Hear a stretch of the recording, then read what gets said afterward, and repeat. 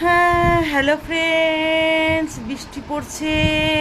ফিজিওথেরাপিটা আসবে এখন করাতে। ফিজিওথেরাপি আমাকে রেডি হতে হবে বলে একটু দেরি হচ্ছে, ফোন করে বললো।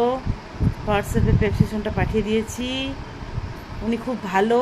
তোমরা করলে কেউ কারো যদি হয়ে থাকে, বাবা মা কি কারো তোমাদের করতে পারো, আমি নম্বর দিয়ে দিব, ঠিক আছে? তারপরে কে কেমন আছো বলো, কে কি করছো? আমি কিন্তু কালো কুচটা হয়ে গেছি, পাকা চোট বেড়ে গেছে বাবা, পাথরটা ঢাকতেই পারছি না। আর হচ্ছে গিয়ে শুয়ে আছি, বড় এখন আসেনি, বৃষ্টিতে আটকে পড়ে আছে। তো